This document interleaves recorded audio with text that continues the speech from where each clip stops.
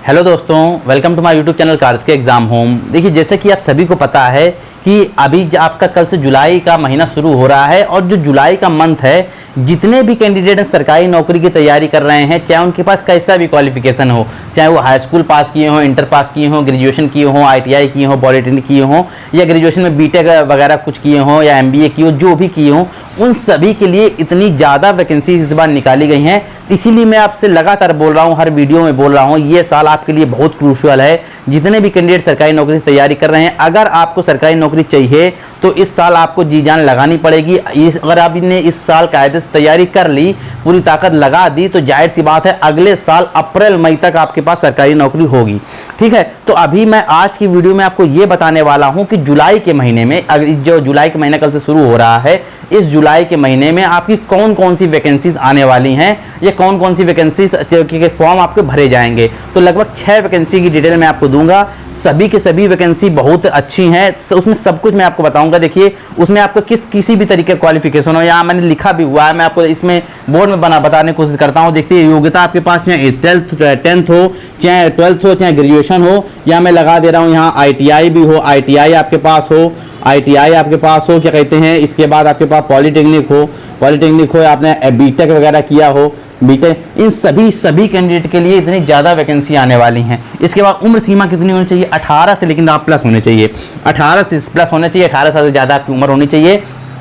बस एक वैकेंसी ऐसी है जिसमें उम्र जो है वो 17.5 साल है। एक वैकेंसी ऐसी जिसमें आपको बताऊंगा जिसमें उम्र जो है 17.5 साल आपकी मांगी गई है। जो उन वैकेंसी है ऑल इंडिया वैकेंसी है, मतलब इंडिया के किसी भी कोने में आपको क्या पोस्टिंग आपको मिल सकती है। दूसरी बात, क्या कहते हैं, अप्लाई कब होगा? अप्लाई जुलाई शुरू होगा, अगस्त तक चलेगा, ठीक है, या क्या कहते हैं जुलाई तक ही चलेगा। जुलाई अगस्त में जो अप्लाई हो रहा है, मतलब जुलाई में सारे अप्लाई जो हो, मतलब ऑनलाइन जो अप्लाई हो शुरू हो जाएंगे। इसके बाद क्या कहते हैं, मेल एंड फीमेल दोनों के लिए वैकेंसी सभी के लिए है। सैलरी आपको मिनिमम 27,000, जो मैंने 27,000 लिखा है ये बेसिक पे लिखा हुआ है, या बेसिक पे जो मतलब आप अगर मान लीजिए 10th जो जिसमें 10th क्वालिफिकेशन मांगा गया, जिसमें हाई स्कूल मांगा गया है, उसका भी आप फॉर्म भरते हैं तो भी अगर उसमें आप सिलेक्शन लेते हैं तो उसकी भी सैलरी लगभग 38 से 42,000 के बीच में रहती है जाके। ठीक, ग्रेजुएशन में सैलरी लगभग 55,000 से ज़्यादा रहती है जाके, जो ग्रेजुएशन के थ्रू जो पोस्टें आई हुई होती हैं। इसके बाद फीस सबकी अलग अलग है। तो कौन कौन सी वैकेंसी है, क्या क्या है, चलिए जानते हैं एक एक करके पूरे वीडियो में ज़्यादा लंबा नहीं करूँगा, इसलिए थोड़ा जल्दी बताने की कोशिश करूँगा, ठीक है ना। चलिए तो शुरू करते हैं, पहली नंबर शुरू करते हैं। देखिए, पहली जो वैकेंसी है आपकी, वह है आपकी जो डिपार्टमेंट है, विभाग है आपका, वह है आपका SSC MTS। ठीक है, यह वैकेंसी पहले आने वाली थी लेकिन नहीं आ पाई किसी कारणवश। इसमें आपको क्वालिफिकेशन जो आपको चाहिए, थोड़ा मैं जल्दी लिखूंगा इसलिए आपको थोड़ा सा जल्दी समझिएगा। 10th पास आपको क्वालिफिकेशन चाहिए, ठीक है, आप 10th पास होने चाहिए। इसमें फॉर्म आप भर सकते हैं। इसके बाद इसमें जो फीस लगेगी वो जनरल के लिए, EWS के लिए, OBC के लिए 100 रुपये लगेगी। SC ST और ऑल फीमेल का मतलब general, OBC, EWS, SC ST सभी फीमेल की मैं बात कर रहा हूँ, सभी के लिए जो फीस लगेगी वो 1 रुपये नहीं लगेगी, 0 रुपये फीस लगेगी। ठीक है, तो आप इस फॉर्म को भरिएगा जरूर। इसमें आपका आयु कितनी मांगते हैं? आयु आपकी जो एज मांगते हैं वो 18 से लेके 25 साल मांगते हैं, और एक पोस्ट है उसमें 27 साल मांगते हैं। इसमें देखिए 2 तरीके की पोस्ट निकलती हैं। एक निकलती है MTS के लिए, MTS के लिए जो पोस्ट निकलेगी उसमें 18 से 25 साल मांगते हैं, और जो हवलदार के लिए पोस्ट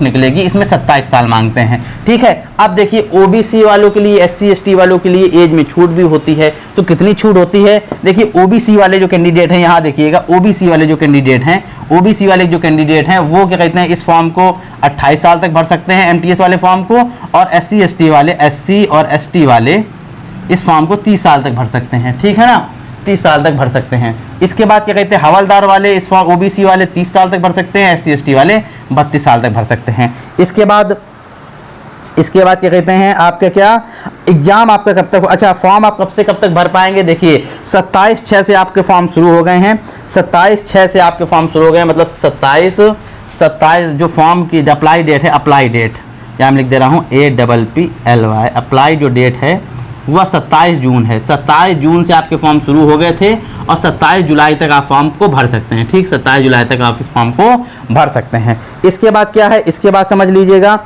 एग्जाम आपका कब तक होगा। एग्जाम देखिए, पहले जो मई में जो वैकेंसी आने वाली थी लेकिन किसी कारण से नहीं आ पाई, अब जो जुलाई में जून में आई है, तो पहले जो मई में वैकेंसी जब आने वाली थी तब इसका एग्जाम जो था टेंटेटिव था अक्टूबर में।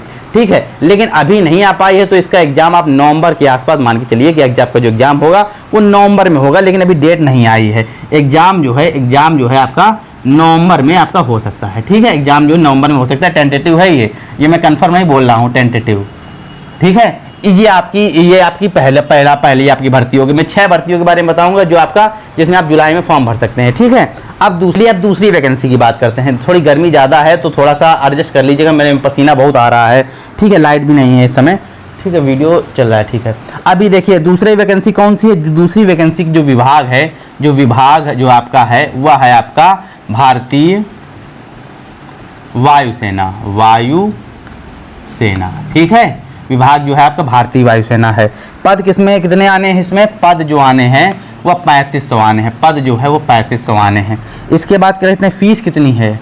फीस जो है इसमें आपकी 550 रुपये है। 550 रुपये है ऑल कैटेगरी के लिए, समझे, ऑल कैटेगरी के लिए फीस है। ठीक है, इसके बाद क्या कहते हैं, एज कितनी आपकी मांगी गई है। इसमें एज जो मांगी गई है आपकी 17.5 से 21 साल आपकी मांगी गई है। एज ये 17.5 साल से 21 ईयर आपकी एज मांगी गई है। ठीक है, इसके बाद क्या कहते हैं, इसके बाद क्या है, आप कब आयु गणना कब से होगी, 3/7/2004 से लेकर 3/7/2004 से 3/1/2008 के बीच में आपकी आयु होनी चाहिए। इसके बीच में आपकी आयु आपकी होनी चाहिए अगर आप अप्लाई करते हैं। योग्यता क्या मांगी गई है, योग्यता मतलब क्वालिफिकेशन क्या है आपकी, 12th पास आप होने चाहिए। 12th पास होने चाहिए और क्या कहते हैं, पीसीएम में आपके 45% होने चाहिए। 45% होने चाहिए। लेकिन अगर आपके पास मान लीजिए आप अदर से हैं, आर्ट साइड से आपने किया हुआ है तो भी क्या कहते हैं आपके, अगर आप आर्ट साइड से हैं तो भी आपके कितने परसेंट होने चाहिए, आपके इंटर में 12th में 45% आपके होने चाहिए। ठीक है ना। अप्लाई डेट कब से है, अप्लाई डेट कब से है आपकी, अप्लाई डेट है आपकी 8/7/2024, 8 जुलाई से 8/7/2024 से लेकर 28/7/2024, 28/7/2024 तक मात्र 20 दिन का आपको अप्लाई करने के लिए आपको मौका मिल रहा है। समझ गए आप। अब ये दूसरी भर्ती हो गई। अब बात करते हैं तीसरी भर्ती कौन सी है, विभाग कौन सा है। देखिए ये सबसे बड़ी वैकेंसी है, विभाग है आपका SSC CGL। इसके फॉर्म जो है आपके अप्लाई शुरू हो चुके हैं और इस बार बम्पर वैकेंसी आई हुई है SSC CGL में। कौन कौन सी वैकेंसी आई हुई है आपकी, लगभग कितने टोटल पोस्ट, कितने, पहले मैं टोटल पोस्ट आपको लिख दे रहा हूँ। टोटल पोस्ट, इसके लिए मैंने अलग से भी वीडियो बनाया हुआ है, उसको देखिएगा, बहुत जरूरी है आपके लिए। ठीक है, 17,727 पोस्टें ये इस बार आई हुई हैं। इसके बाद आपके अप्लाई कब से शुरू हो गए, अप्लाई जो डेट है आपकी, अप्लाई डेट जो है आपकी वह है आपकी, अप्लाई डेट 24/6 से लेकर 24/7 तक, 24 जून से लेकर 24/7 तक आपकी अप्लाई डेट है। ठीक है ना, 24 जून से लेकर 24 जुलाई तक आपकी अप्लाई डेट है। इसके बाद एज कितनी होनी चाहिए, देखिएगा इसमें एज का फैक्टर बहुत इंपॉर्टेंट है। जितने भी कैंडिडेट फॉर्म डाल रहे समझिएगा इस चीज को, बहुत ज्यादा इंपॉर्टेंट है एज का फैक्टर। देखिए इसमें वैसे तो एज मांगी जाती है 18 से लेके 32 के बीच में, जनरल कैटेगरी के लिए मैं बात कर रहा हूँ, जनरल के लिए और EWS के लिए अभी ये। ठीक है, 18 से 32 साल इसमें मांगी जाती है। लेकिन इसमें जो कुछ पोस्टें होती हैं, जो क्लरिकल वाली पोस्टें होती हैं, ग्रुप सी की पोस्टें होती हैं, डाउन वाली पोस्टें होती हैं, जो SSC CHL के थ्रू आती हैं, उसी लेवल की जो पोस्टें होती हैं उनके लिए आयु सीमा है 18 से 27 साल।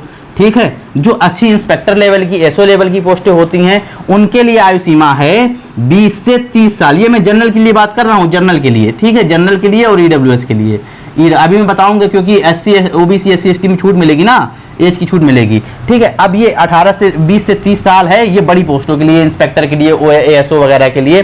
ठीक है, जैसे income tax inspector, excise inspector, CBI sub inspector वगैरह जो भी पोस्टें आती हैं इंस्पेक्टर लेवल की, वो क्या कहते हैं 20 से 30 साल मांगी जाती है। ASO की आता है, ASO गृह मंत्रालय, ASO विदेश मंत्रालय, ये जो पोस्टें आती हैं सब में 20 से 32 साल आपकी एज होती है। कुछ पोस्टें ऐसी होती हैं जिसमें जो आपकी एज है वो 20 से 32 साल मांगी जाती है, 20 से 32 साल, ठीक है। उसमें कुछ ऐसे डिपार्टमेंट आ जाता है, उसमें कुछ अलग से क्वालिफिकेशन भी एक्स्ट्रा चाहिए होती है। उसमें खुद देखिए 200-250 पोस्टें ऐसी हैं इसमें सीजीएल में भी, जिसमें ग्रेजुएशन में 60%। क्वालिफिकेशन पहले समझिएगा इस चीज़ को, पहले इसमें क्वालिफिकेशन आपको मैंने बता दिया है। कुछ पोस्टों के लिए 18 से 27 साल, कुछ पोस्टों के लिए 18 से 30 साल, ज़्यादातर पोस्टों के लिए 18 मतलब 20 से 30 साल रहता है।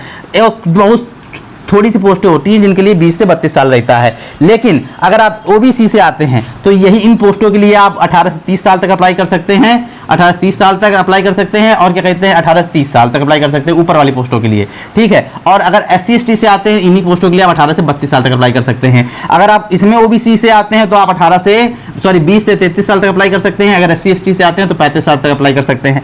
इन पोस्टों के लिए आप 20 से लेकर 35 साल तक अप्लाई कर सकते हैं। SC ST से आते हैं तो आप 37 साल तक अप्लाई कर सकते हैं, ठीक है।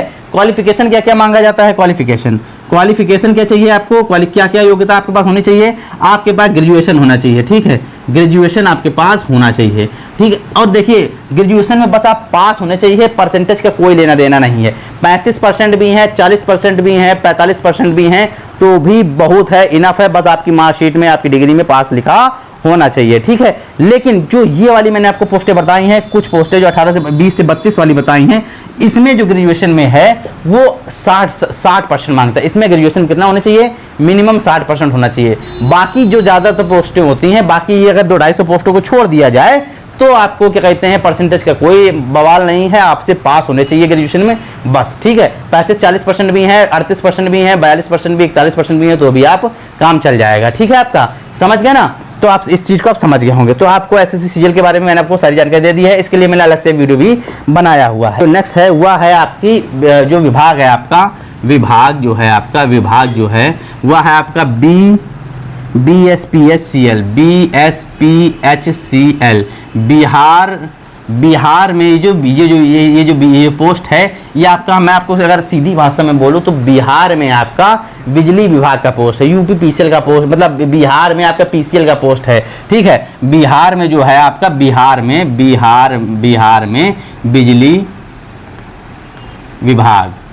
विभाग का पोस्ट है, ठीक है। कितनी इसमें पोस्टें आई हुई हैं? पद जो आए हुए हैं वो है 2610 पद आए हुए हैं। कितने? 2610। इसके बाद कब से क्या कहते हैं, कब तक आप अप्लाई कर सकते हैं? इसमें 19/7 तक, 19 जुलाई तक आप इस पर अप्लाई कर सकते हैं। अप्लाई कब तक कर सकते हैं? अप्लाई शुरू हो चुका है, 19 तारीख का आप इसमें अप्लाई कर सकते हैं। एज कितनी मांगी गई है? जनरल के लिए एज है 18 से 37 साल। बाकी के लिए इसमें BC, बिहार में BC वगैरह चलता है, ठीक है। देखिए अगर आप अदर राज्य से हैं तो आपको जनरल में ही फॉर्म डालना पड़ेगा, ना आपको EWS मिलेगा, ना OBC मिलेगा, ना SC ST मिलेगा, ठीक है। बाकी जो बिहार वाले कैंडिडेट हैं उनके लिए अगर मतलब OBC से आते हैं, जो BC होता है उनके लिए BC लिखते हैं वो, ठीक है, तो 40 साल तक फॉर्म डाल सकते हैं। SC ST वाले जो हैं, SC और ST वाले जो हैं वो 42 साल तक इस फॉर्म को डाल सकते हैं। इसके बाद क्या है? फीस इसमें बहुत ज़्यादा है, बस इतनी दिक्कत है।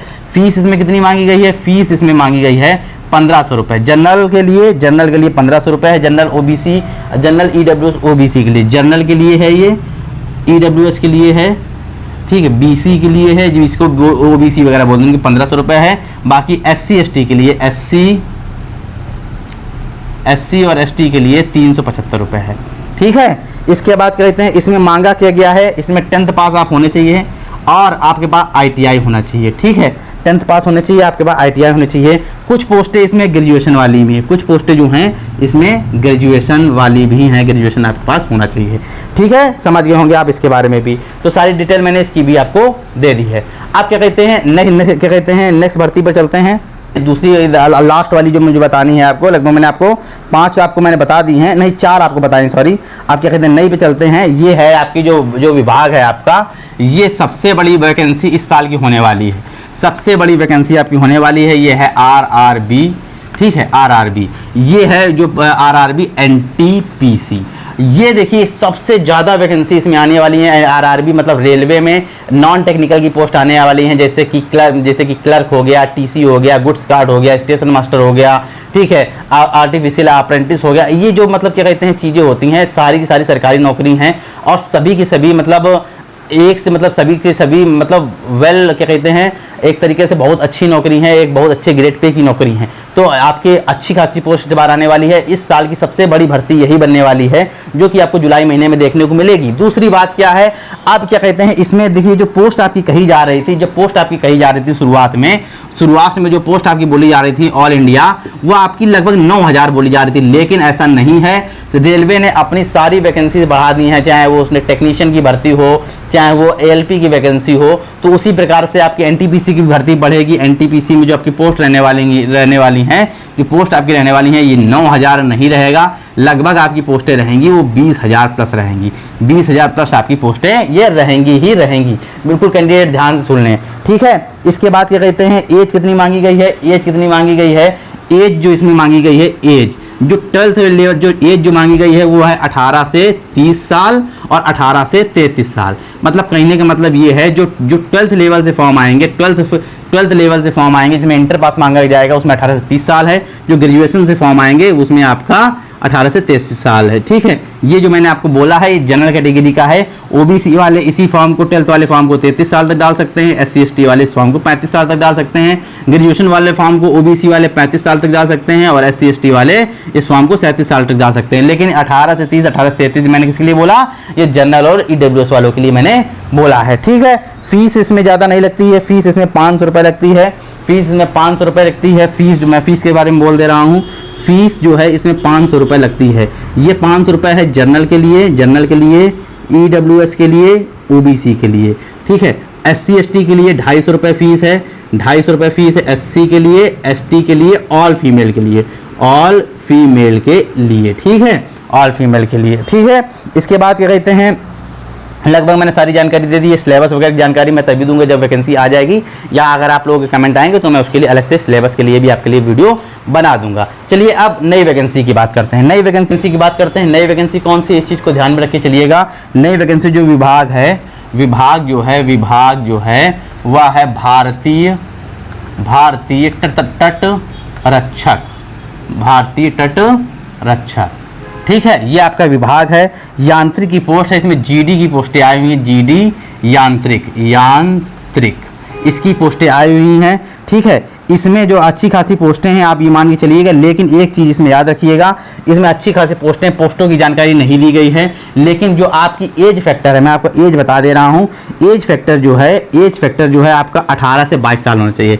एज इसमें होनी चाहिए 18 से लेकर 22 साल होनी चाहिए। ये जनरल और EWS के लिए है, जनरल के लिए और EWS के लिए। OBC वाले 25 साल तक, SC ST वाले 27 साल तक इस फॉर्म को भर सकते हैं, ठीक है ना। अब क्या कहते हैं, फीस ज़्यादा नहीं लगेगी, आपकी फीस भी इसमें ज़्यादा नहीं लगेगी। अब थोड़े मतलब क्या कहते हैं, फीस की जानकारी भी नहीं दी गई है। लेकिन आपकी अच्छी खासी वैकेंसी है, भारतीय तट रक्षक की है, बिल्कुल क्या कहते हैं। और ये भी परमानेंट जॉब होती है, ये अग्निवीर और अग्निपथ की तरीके नहीं है, मतलब अग्निवीर और क्या कहते हैं की तरीके या नौकरी नहीं है, ठीक है।